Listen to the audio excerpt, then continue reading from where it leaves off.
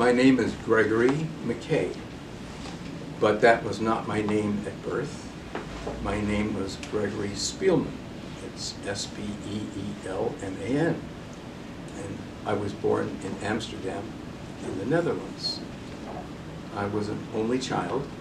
I was born in the middle of the World War II, and my parents had told me once that they really didn't plan to have children, but I guess I was an accident, and a happy one. So I was their only child. My parents' names, my father's name was Samuel Michael Spielman, and my mother was Sylvie Spielman. My father was very busy in the underground resistance. What happened was he was a doctor, and he was a teacher at the Amsterdam University Medical School. And when the Nazis invaded, they closed the medical school. In fact, they closed the university quite soon, because the students were the source of underground unrest, and they found it was easier to close the school and be rid of it. So my father soon was out of a job and got involved in the underground resistance. One of the people that he met up with in the resistance, who I guess we can talk about later, his name was Hank Pelzer. He was a student of my father. And Hank Pelzer is the one who later helped us to escape from Amsterdam to Switzerland. My father had gotten quite involved in the, let's say, forging of IDs, where my grandfather, his father-in-law, my mother's father, would obtain IDs from various places, give them to my father. People in the underground would give photos of people that they needed to have changed, let's say. My father would put those photos on the IDs, and they would then become a new ID. How did my father, who after all was a medical teacher, get to do that? Well, he had a microscope at home, and they decided if he had a microscope, he could use it to accurately put the pictures on, and so he acquired a new skill. And that's what he did for quite some time. In fact, it got him into quite a bit of trouble several times. But if you want to go back to where I was born, my parents were living in a house in the Jewish part of Amsterdam. And in fact, it was about a mile away from the famous or infamous Anne Frank house. The Nazis had started raids and rounding up people. And one night they came and blocked both ends of the block and took every other house and emptied it, took the people out, put them on trucks, and off they went. Those people ended up going to a camp called Westerbork in the north of Holland. And from Westerbork, they went by rail to either Sobibor or Auschwitz. Sobibor was a camp where most of the Dutch people went, and unlike Auschwitz, it was strictly a killing camp. People were killed in Sobibor within hours of the time they arrived. We were lucky. We were the every other house, therefore they didn't take us out. But my father realized that things were going to be dicey, and so he noticed that when a house was emptied, the Germans took a seal, a large seal, and put it across the door. So my father, during the daytime the next day, went down the street, found a seal on a house that had been emptied, took it and brought it up to our house and put it on the door of our house and went in through the back door. The theory being that the next time the Germans came, they would see the seal and assume that this was a house that had already been emptied, and therefore they wouldn't bother us. And that was in 1942. Around that time, I was born in June of 1942. And they had decided, in fact, to only live in the attic of the house, so there wouldn't be noise, there wouldn't be lights. And so it happens that I was born in the attic of this particular house. after a couple of months of this, my father realized that this would not be very safe to stay there. So he made other arrangements. To explain what those arrangements are, I have to go back. My father and mother met in a rowing club. Rowing was the equivalent of maybe golf or tennis here, and it was very popular. My father was a good rower. There were lots of canals in Amsterdam. My mother was not quite as good. My mother at the time had a boyfriend who liked to run his bicycle on the bank alongside the canal while my mother rowed. And one morning, she was rowing, my father was coming the other way, and she apparently clumsily bumped into his rowing boat. They started chatting, and she explained that her boyfriend was on the side watching. My father decided other things were in store and arranged to meet her again the next day. And they did, and to his pleasant surprise, this time the boyfriend wasn't there alongside. So they hit it up, and before you know it, my father was her new boyfriend, and within 6 months they got married. And that was actually in 1939. Well, in 1942, when I was born, and we were in this house that I just told you about, my father asked my mother to ask her former boyfriend if it was possible to hide in their house. He was not Jewish. And that man, whose name was Gregory, said sure. So what in fact happened was, one day my father brought my mother and me as a approximately 2-month-old baby to Gregory's house, which was a couple miles further away from this house. And we were allowed to go in their house. We spent most of the time upstairs in the back of their house. In the meantime, he had gotten married. Gregory had gotten married, and he had a baby. And his baby was within a month of my age. So it was fairly easy to cover our hiding, because if somebody down the street or somebody heard a baby cry, it might as well have been his baby as me. And so we spent the next approximately 6 months, my mother and I, in that house. My father, in the meantime, was very busy doing his underground things, we'll call them. He would go and bring papers. As I said, he actually would pick up the papers to be changed from my grandparents and later return them to my grandfather, who then turned them over to other people in the underground. My grandfather, my mother's father, whose name was Arnold, his name was actually Aaron, but he always said he was Arnold, had befriended the police chief in Amsterdam and had managed at one time to get a police inspector badge from him and an ID. Well, it turned out he used that to save my father's life. One night, my father brought some papers to my grandparents, gave them to Arnold, and then left. As soon as he went out the door, a German patrol happened to come by. And my father had no ID on him at all. So they took my father in the truck, and it took him downtown to the Gestapo headquarters to be questioned, because anybody on the street after the curfew, which was at sundown, was considered suspicious.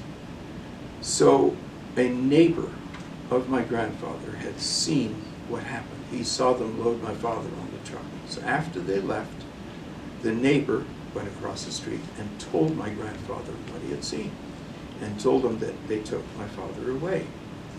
Actually, he even was taking a risk of his own by doing this, because just going across the street, he was already violating the curfew. But he was good friends with my grandfather. My grandfather put on a leather coat that he happened to have, make himself look like a police inspector, took the badge, went downtown, and went to the Gestapo headquarters. And he went in there, flashed his badge, said, "I'm looking for somebody." He went over and he found my father, and he pointed at him, and he said, "I'm going to question that man." And he took my father and grabbed him by the arm and marched him out of the building, in effect rescuing him from what would have been a certain death, probably the next day. My grandfather was rather fearless in this respect, and he often brought papers and even hid people, and he did quite a few things. And later, as I'll tell you, my father tried to repay the favor, and in fact did repay the favor. So that's how my father was saved the first time. And at some later point, my father realized that it was the best thing he could do would be to try to escape. And a coincidence happened. The man I mentioned, whose name was Hank Pelzer, who was not Jewish, but he was my father's student, and he was very active in the underground. Hank Pelzer had been given some microfilm. The microfilm was photos of the Dutch coastline. They would take the microfilm to England using the courier pouches, and they would use this film to evaluate the coastline. We later found out that at that time, the Allies in England were using all these photos of not only Holland, but France and Belgium to try to determine where the invasion would later take place. Now, we all know it ended up in Normandy, but at this early stage, they were still trying to figure that out. My father told Hank Pelzer, okay, the two of them would take off and go to Switzerland. My father said, well, I want to take my wife and baby and get them out of here. And they said, Hank Pelzer checked with the other people, they said, impossible, you can't take a woman, you can't take a baby. So they made an arrangement with one of my father's fellow doctors to have me hidden in his house. He was also not Jewish. And the day before the departure, the scheduled departure, my father got a phone call from the wife of the doctor who said he's in the hospital. He was a lung doctor, a lung specialist. He has TB. We can't take the baby. So my father decided, as a desperate measure, a last moment thing, they would take my mother and me anyway. And he went and he told my grandfather about this. My grandfather said, you can't just carry a baby in your arms. I have an idea. And he had this large piece of cloth. It was a heavy cloth, black cloth. And he went to his shoemaker. And he told the shoemaker he needed a bag. He said, make a bag with handles. And make it a bag that the baby could be carried in. And the man did. He made that bag. And the bag was then brought to my grandfather. My grandfather gave it to my father, and that is the bag in which they then put me as a baby and my mother on foot, and off we went. And by that method, we left Amsterdam. The most dangerous thing that had happened with my parents was actually before I was even born. It was in the house in which I was born, but before I was born, there was, as I mentioned, a curfew. And everyone had to put blackout curtains in the windows at dark. And one night, my father had his microscope, papers, and ink on the dining table, and he was working on these things. And he had loosened a floorboard as a hiding place, which is where they normally were, but he had everything out on the table. My mother had forgotten to put the blackout drapes on. And all of a sudden there was a loud banging on the door. And my mother went to the door and opened the door, and 2 SS German soldiers stormed in and said, "You violated the curfew, you've not covered your drapes, how could you be so stupid?" And my mother thought, yeah, how could I be so stupid? Especially since her husband was working on things in the open in the next room. My father later told me this was one of the few times that he was quite fearful, because he was completely not in control of the situation. So he immediately stood up, turned off the light in the dining room, walked into the living room, which is where my mother and these 2 SS men were, and said, "You know, I'm actually quite happy with you Germans. You're running this place quite well, and I like playing German music." Now it so happens that my father was quite an accomplished pianist, and they had a piano. So he sat down at the piano and started playing German music. This soothed these men. They liked that. My mother said, "In fact, we have some German wine." And she pulled out a wine bottle and poured 2 glasses of wine. Well, the German soldiers drank the wine, listened to the music, said thank you very much, and turned around to leave. As they were leaving, one of them said, "It's a good thing you're not Jewish. We always can spot Jews." And so anyway, they left, and my parents were once again saved.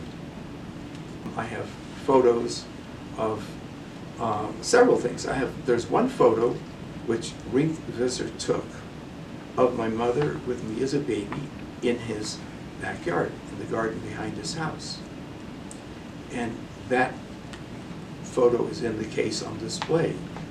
I have another photo of Rink at the door of his house, and I have another photo of my mother and I standing in the same spot in front of his door, which was taken 60 years later. I was 2 months old when we left the house in which I was born, and I was about 8 months old when we in fact escaped from the Netherlands. So as I mentioned, my father was given this microfilm, and Henk Pelzer had been told that there were people in various places between Holland and Belgium and France and Switzerland who would help. So one night, off we went. Me in the bag, carried by my father, and Henk Pelzer leading the way. So the first thing they did was go to the south of Holland to cross the border. Now it so happened there was a house right on the border between Belgium and the Netherlands. And half of that house was in Netherlands and half was in Belgium. And they had paid the farmer, it was in a farmhouse, to go in the house one end in the Netherlands and come out the other end in Belgium. And that's how we made it across the first border into Belgium. Then we went by tram and by rail to the border between Belgium and France. And along the way, we went through Brussels. We were told to take a tram. While we were on the tram, this is Henk, my father, my mother, and me in the bag. While we were on the tram, someone whispered to my father, "Get off at the next stop." And so he did, and we got off. Well, it turned out that must have been someone in the underground resistance, because the Nazi guards boarded the tram after the next stop and basically searched everyone and took everyone off. So we don't know how or why, but we were actually saved by someone who We had never found out who, and we were off. Once we were in this square in Brussels, we were actually lined up against a wall, and my parents stood there with their hands up while the Nazis were trying to figure out who had caused the problems and somebody had apparently taken a shot at one of the Germans, and they were trying to search for guns. So since they didn't find any, they let us back on the tram, and we went on our way. The next thing was how to get from Belgium into France. And it turned out to be quite simple. There was during the night, there was a single guard at the border. And it was a border station. And there was a taxi driver who was in the underground. The taxi driver put us all in the car. We drove to the border, and the border guard was simply paid money. He was bribed. He went into his little guardhouse to sit and do whatever, and we simply drove through, and it was as simple as that. The next thing was how to get from France to Switzerland. The trip was scheduled for 3 days. My father had managed to obtain some sedatives to quiet me down, keep me calm as a baby. And he had taken 3 days worth of sedatives. And in fact, the trip took 10 days. So after the 3 days, I was on my own, and they said I was a typical loud baby. At the other end of France, next to Switzerland, is a little town called Belfort. Belfort is a border town, and it was fairly heavily patrolled by the Germans. The train station was in fact heavily guarded, and when we got off the train, there was a gauntlet, 2 wooden barricades. So people could get off the train as a group, but they could only come through this funnel that narrowed and go through single file to get out of the train station. Guards were trained to detect foreigners, to listen for accents, to question people, and to catch people who in fact were trying to do exactly what we were doing, which was to get through Belfort and get to Switzerland. It so happened that my parents both spoke fluent French and fluent German. And they were able to answer the questions and march right through. My father later told me that he was somewhat nervous, so he took me in his arms and used me as a prop, if you will, to kind of like have something to do while he went through this. Whereas my mother, who looked, let's say, Aryan, she was blue-eyed and blonde, and so she had a pretty easy time smiling and just talking her way right through the gauntlet. Switzerland, as it turns out, kept coming back. I mean, we were on our way to Switzerland, but it turns out that my mother had originally gone to school there. When she finished high school, my grandparents, her parents, sent her to a finishing school in Switzerland for 2 years. So she was quite familiar with Switzerland, and she had polished her French quite well there. When my parents got married, which was in 1939 in Amsterdam, they also went to Switzerland. My mother had told my father how much she enjoyed her time there, so they went to Switzerland, and their honeymoon was in Switzerland. So this was really the 3rd time, if you will. Anyway, we got out of the train station in Belfort and went across the way to a little cafe called the Café Paris. 60 years later, my mother and I went for a return trip. It was the same cafe, and it looked exactly the same. And I have photos of us at that cafe because my mother was told to sit down at a particular table, and she did, with me in her arms. My father and Henk Pelzer left and went to go find the man who was familiar with the mountains between France and Switzerland, and who would guide us over the mountains during the last night of our trip and get us safely into Switzerland. While my father and Hank were gone, my mother was sitting there at the cafe. A German officer in uniform walked up to my mother. And my mother said she was quite concerned. In fact, she was almost panicked, she said, because she thought, he's going to question me. I won't have all the right answers. And this, so close to Switzerland, this is the end of our trip. But no, the man walked up and said, "Ach, ein Kind," means, oh, a baby. And said, "Can I sit down?" So he sat down and he said, "You know, I have a baby at home in Germany, and could I hold the baby?"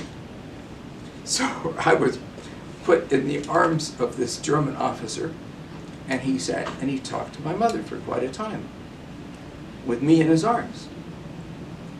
He finally said, "It's been a pleasure," gave the baby back to my mother, got up and left.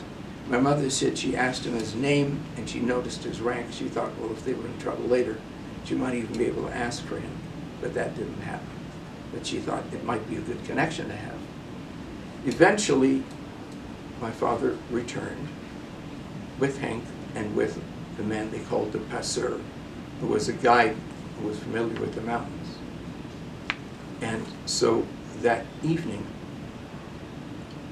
they went on a path, if you will, over a mountain that started out just outside of Belfort. They went over the mountain. It took a number of hours, took about 6 hours of hiking. Ended up on the other side in a little town called Porrentruy. Porrentruy is the first town inside of Switzerland. And this was quite a hike, if you will, because my parents were not dressed for the occasion. Our escape was in January 1943. It was bitter winter. There was snow everywhere. And my parents had not been able to dress for that because when they left Amsterdam, they had to leave wearing, let's say, normal day attire. They just wore what they would wear in an everyday outing. And they didn't have shoes that were good for hiking in the mountainside, that these were strictly street shoes. So it's quite a difficult journey. And in fact, Hank Pelzer later wrote a book about this journey. And that book is here in this library. And one of the things in the book is an illustration of the group of us hiding in the snow when a German patrol came by. The German patrol actually came very close, and they even had dogs. And to our complete luck, they never sensed us, they never saw us, and obviously never caught us. And that's how we were able to get over the mountain and get into Switzerland. Once we got to Porrentruy, we were then guided to Bern, which is the capital of Switzerland, and my father delivered the microfilm to the embassy. At that time, he was told that since he was doing things that were politically connected, we could stay and live in a hotel. Well, this particular hotel was empty. It was a ski resort. Needless to say, when the war started, nobody came to the ski resort anymore. And it was on a mountain above a town called Montreux. Montreux is a very, very nice town on Lake Geneva. And this hotel was on a mountain above Montreux. And so we were brought to this hotel, and there were several other people staying in the hotel from other countries who were also involved in a political way. And that's where we ended up staying. My mother and I stayed there for the next couple of years. My father didn't. We stayed there for several months, and I had my first birthday there. And there's a very nice photo of my father, my mother, and I in front of the hotel for my first birthday. And that is also in the display case here in the museum. Shortly after that, my father was told, we have another mission for you. And they gave him some papers, and they told him, go to the coast of France, you'll find your way. And when you're there, here's the person you'll find. A fishing boat will come across the English Channel and will bring you across to England. And that's what happened. He went to the coast, a fishing boat picked him up, he went across the channel, which he didn't know at the time, but later found out was heavily mined. The whole English Channel had been mined by the Germans. So these fishing boats were always in danger of being blown up. But the fisherman knew what he was doing, and he went across the channel, and he brought my father safely to England.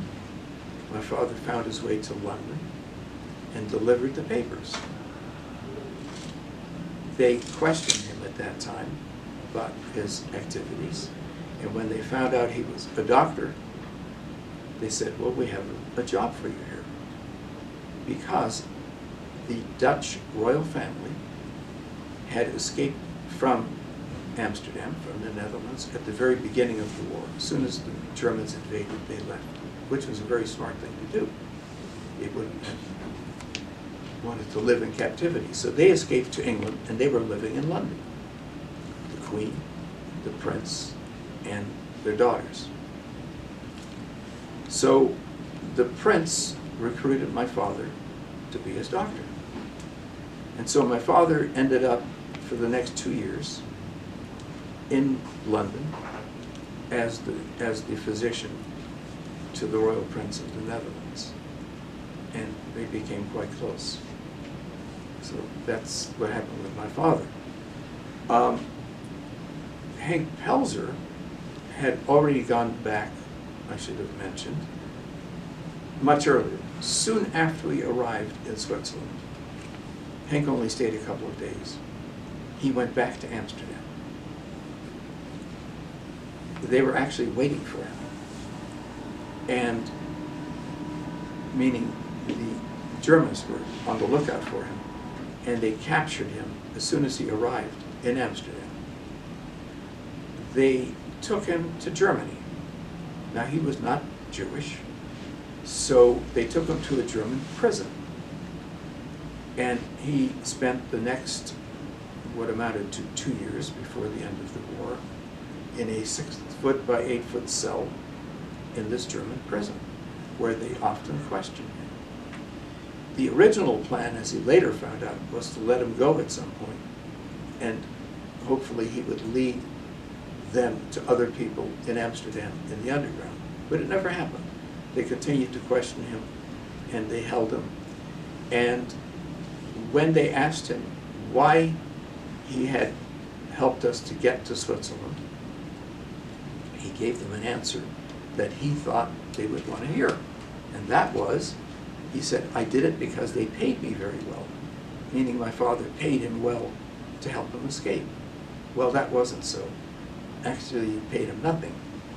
After we were in Switzerland, and before my birthday, and before my father left, my father went back to Amsterdam also, and did it as carefully as he could, but knew the path, found my mother's parents, Arnold and Henriette, and brought them back with him to safety in Switzerland. His own parents, he unfortunately found out when he came back, had already been taken away.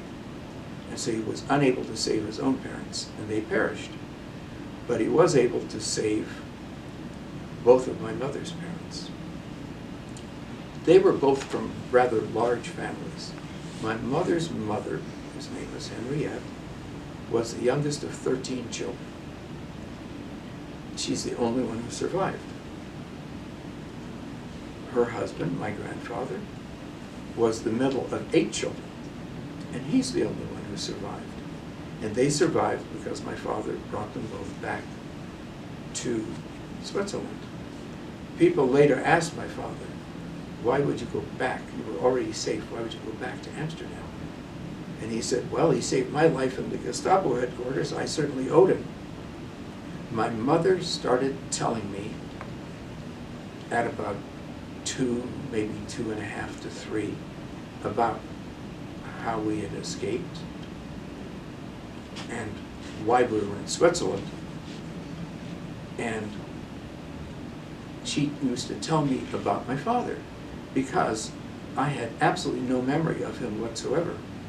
I was 1 when he left, and he did not come back till the end of the war. In fact, he returned to Switzerland for my 3rd birthday.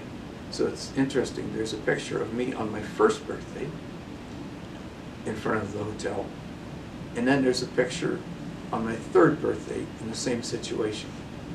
There's also a picture of my mother and I standing in the same spot exactly 60 years later. So we have the 1st birthday, the 3rd, and then 60 years later, return. I remember Switzerland, you know, when I was maybe 2, 2.5, 3, and I remember spending a lot of time with my grandparents. In Switzerland, as I said, my mother started telling me about what had happened and how we were very fortunate to have escaped.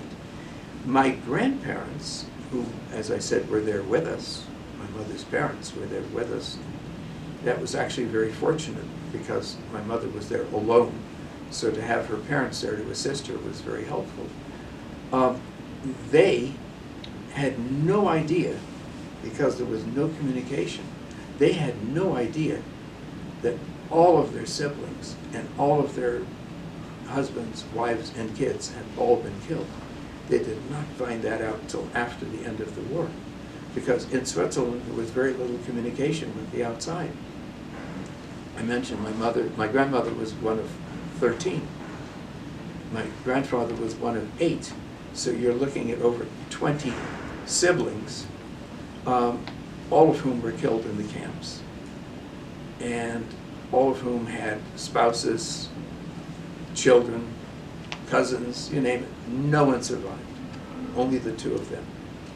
So we were extremely fortunate to be able to escape like this, because it turns out this was our salvation. Obviously, I am a very lucky survivor of the Holocaust, and I've always considered myself extremely lucky because I survived. I treasured all the times that my mother and father would explain things to me after I became an adult. They both lived into their 90s, and so we had plenty of opportunities to discuss things, and for me to learn all the things that I'm telling you about now. What happened in Switzerland, the Swiss were not very good about letting people stay.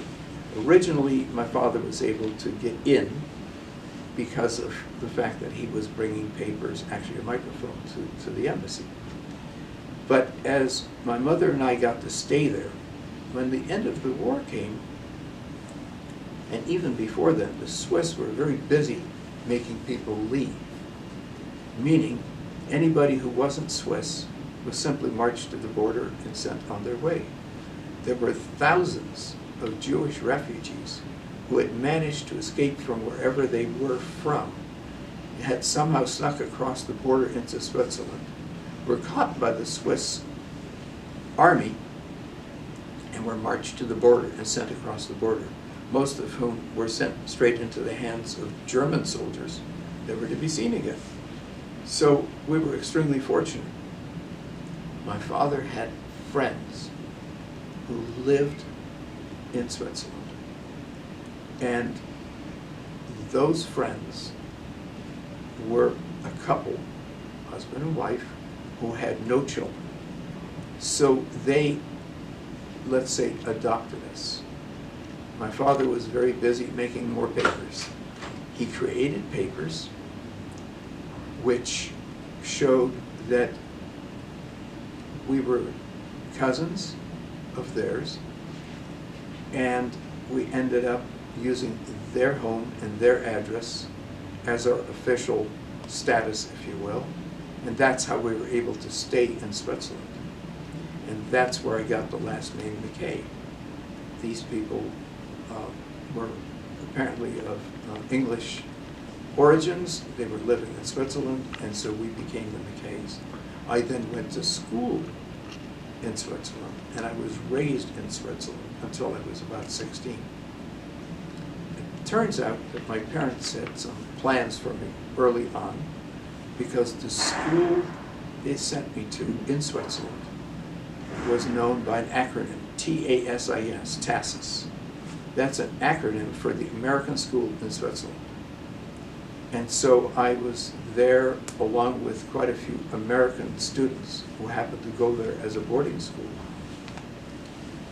And one of them became a good friend and said when he was done, when he graduated, he was coming to Los Angeles. I'd never heard of Los Angeles. He was going to go to UCLA. I never heard of UCLA. He said I could come with him, stay in his parents' house, and maybe even get into the school. So that, in fact, is what happened. I came here at 16, applied to UCLA, and was accepted, and became a UCLA student. About 6 months later, my parents decided they had to come and see what I was up to. So they came over here, and they liked it, and went back, packed up their things, and came here. And that's how we all ended up here in Los Angeles. My parents at one time, I should mention, had considered going back to the Netherlands after the war. And they went back and they looked around, and it was pretty devastated. It was in very bad shape at the time. And so they decided that it was better just to stay in Switzerland. My mother's parents did go back to Amsterdam and lived out their lives in Amsterdam. I was somewhat involved already with the organization that formed the museum when they were in a previous location. There was a building on Wilshire Boulevard, the Jewish Federation building, and they had been kind enough to provide this location a room, let's say a large room, it was actually 2 rooms, in that building.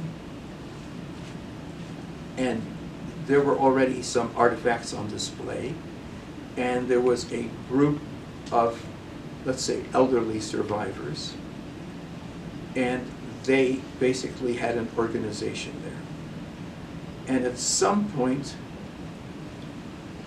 during that time, I met Randy Schoenberg, and Randy told me about the plans that he had for building another museum, to have a building of our own.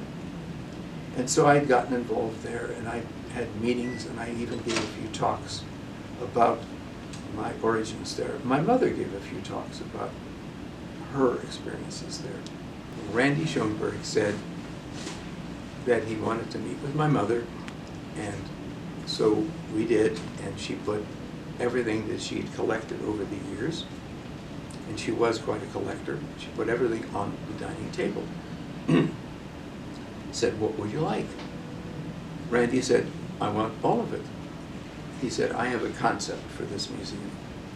It's going to be a U shape, where you start at one end before the war, and as it's going to go downhill slightly, and down at the bottom will be the worst of the Holocaust, and as you come up the other side will be resistance and eventually liberation.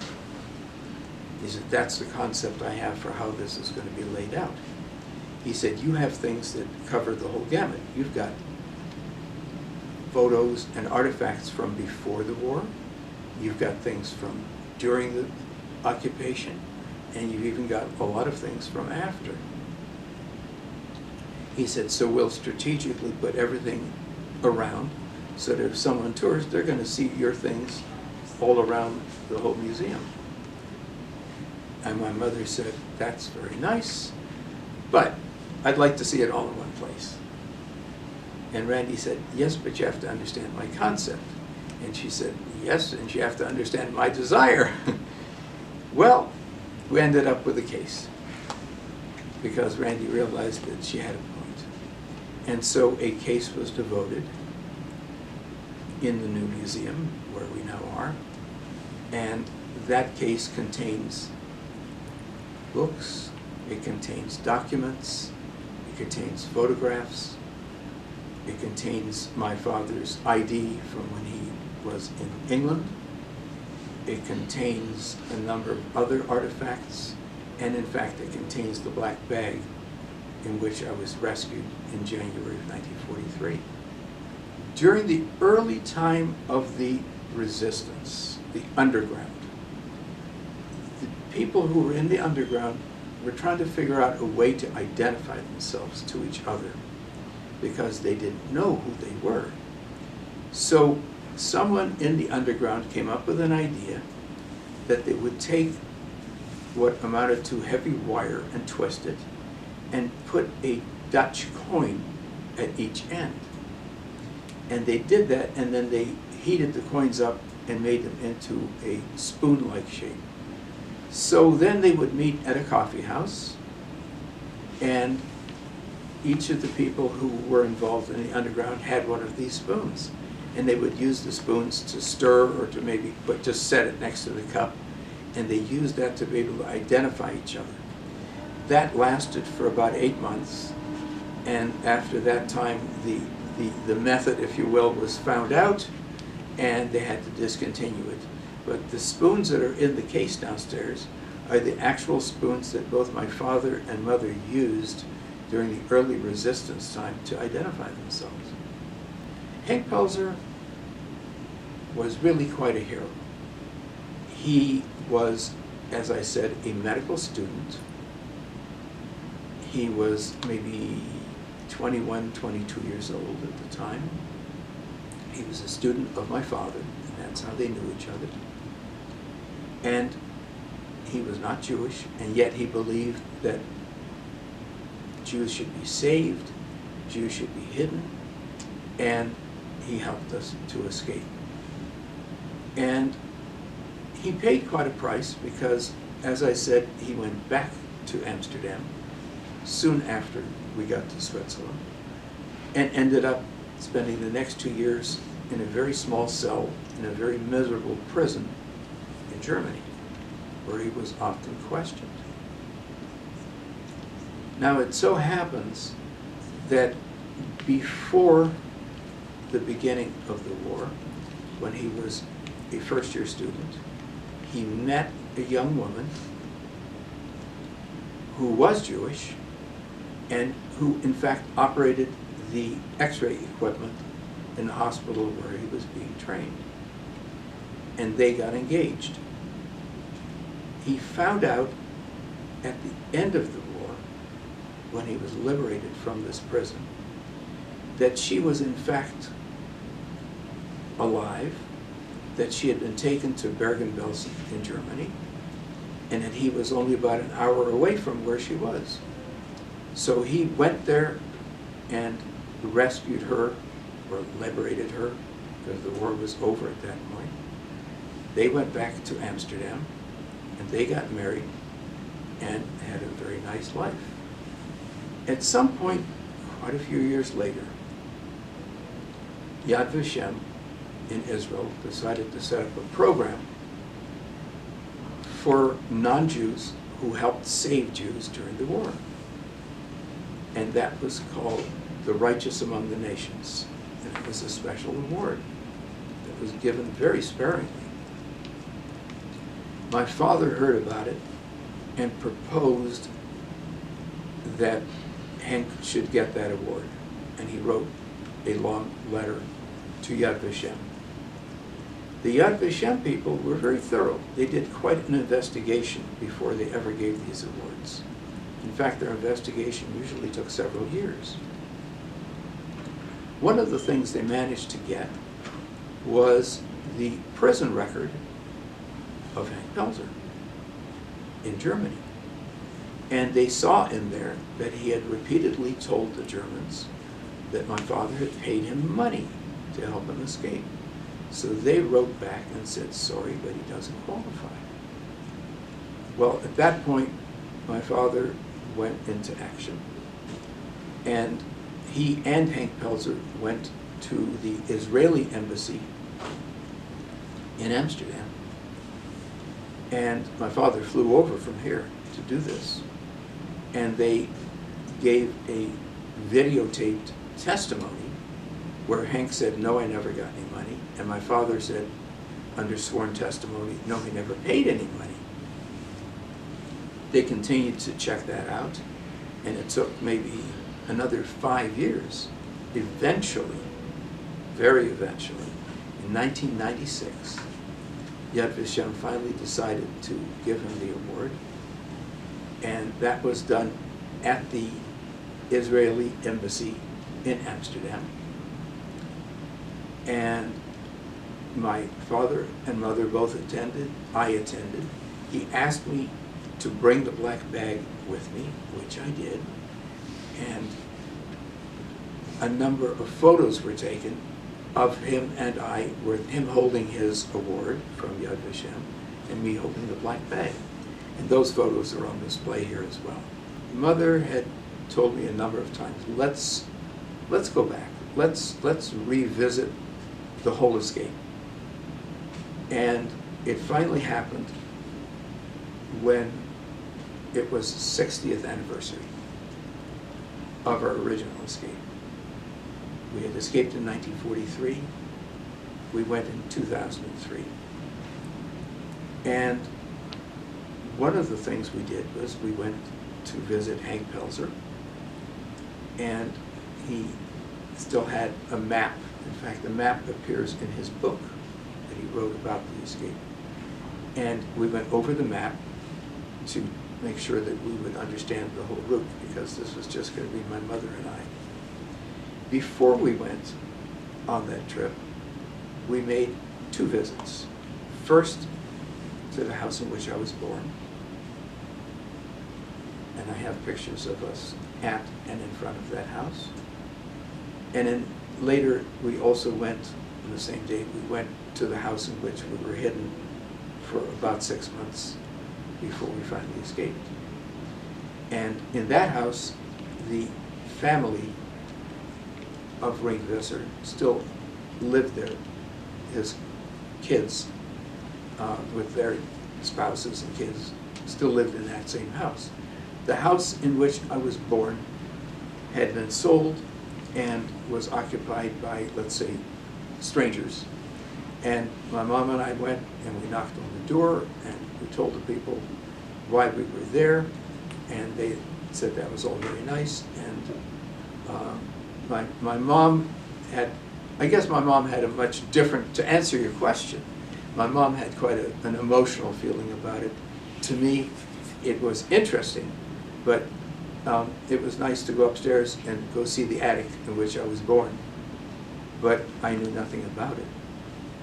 My father was quite the adventurer, and during the 6 months before we escaped, after I went into this hiding house with Ring Visser, he had been sleeping in various safe houses, and he told me that he had slept in a different safe house almost every single night. The Gestapo had issued a list of people they wanted to get. I guess you'd call it the most wanted list. And my father had the displeasure at the time of being on that list. So he knew they were looking for him. My mother, on the other hand, my mother had had a somewhat privileged upbringing. She had a very comfortable early schooling. She went to a finishing school in Switzerland rather than college for 2 years after she finished her high school. And everything had been very nice. The house in which we were living she told me that after they got married, she had been given monogrammed towels with her initials, monogrammed napkins for the table. Everything was very nice and very good. But on the night of the first raid, when we were not taken, she said she looked out the window across the street and she saw people being dragged out, physically dragged out of the house. And the next morning, she went to have a look, and she saw through the window, which was open, that their dinner was still sitting on the table. They had literally been dragged away from their dinner table. So that's when she realized that, in fact, we really did have to escape, and that we had to do something other than what we were doing, that it wasn't going to be safe, and that even the seal on the door might not be enough. And also the problem was food, because they couldn't just go shopping, and how were they going to survive and have food simply brought to them when they were in a house that was supposedly empty? I remember, for example, my 3rd birthday. That was a very vivid memory. Why? Because it's the first time that I remember seeing my father. My father had just come back. He was in uniform in order to be able to get across the borders. And he showed up literally on my 3rd birthday, June 23rd, 1945. And I remember that very vividly, because that was, I mean, my mother literally had to explain, this is your father. So I didn't know who he was. So I remember that very vividly. We were in Switzerland for the 2 years during the war, and then for the next 13 years after the war. The hotel we stayed in, as I mentioned, was an empty hotel where political people stayed. But there's a monument in front of the hotel, and it basically says, in honor of all the people who were not allowed to stay here, because thousands of people were turned back. My father's parents had the foresight before the war to bring money to Switzerland. And that money was in a Swiss numbered account. And because of the access to that account, my mother and I were able to live reasonably comfortably during the war, because people later asked, how are you able to live? How are you able to survive? There you are in a hotel and no way to support yourselves. Well, they were able to support themselves because the grandparents had put money there. And unfortunately, as I mentioned, they did not survive. So what they had done turned out to be quite a good thing, and turned out to be one of the things that helped us. My father often said that it was good to be brave, and it was good to have a plan. He said, but the best thing to do is to be lucky. So he said it was, without luck, he said, we wouldn't have survived, even at the beginning. And it was luck that allowed the man who came across the street and told my grandfather to go save my father. Many things happened that were pure luck. At the end of the war, the police chief was arrested. The police chief of Amsterdam was arrested, and he was brought up on charges of collaborating with the Nazis. Well, his explanation was, yes, I did that because in doing that, I would be able to help people at the same time as I was doing their bidding. Otherwise, they would have put someone else in my place, and no one would have been helped. And for the purposes of his trial, he wrote a document in 1946. And that document is on display here in the case downstairs. And basically, he wrote that document to make himself look better. But its value to us is what he says in the document. In the document he says things like, I knew a man who I helped often, whose code name was Uncle Arnold, which was my grandfather's underground name. I would call him and let him know when raids were going to take place. I would let him know where certain streets were going to be blocked. He says in that document, I knew what he was doing with papers. He said, I knew that he was giving them to his son-in-law, who was in fact altering the documents. His son-in-law being my father. And I alerted them and I helped them. So the content, as I say, that content is an interesting testimony of some of the things my father and my grandfather were doing, even though the purpose of the document by its writer was to make himself look better. So I thought that was very interesting. Now I should mention, when I first came here, I was a fish out of water. Here I was, all alone, staying in a friend's house in West LA. I started UCLA. I was probably too young, really, because I was only 16. But I applied and they accepted me, so I didn't complain. And the people I was staying with were not Jewish. So I was, as I said, a fish out of water. I was all alone and had no connections to my roots or to my Jewish origins. And I should also mention, even back in Switzerland, when I was growing up there in Switzerland, we had to, let's say, pretend that we were not Jewish, because the family that took us in as their relatives was not. And so we became non-Jewish in everything we were doing. And my parents would often explain to me that we were Jewish, but we had to keep it to ourselves. And so during the time we were in Switzerland, all those years, let's say I was only Jewish at home, only in terms of what my parents told me and explained to me. And so I led sort of a double life. And they told me not to even talk about it ever, in school or anywhere else.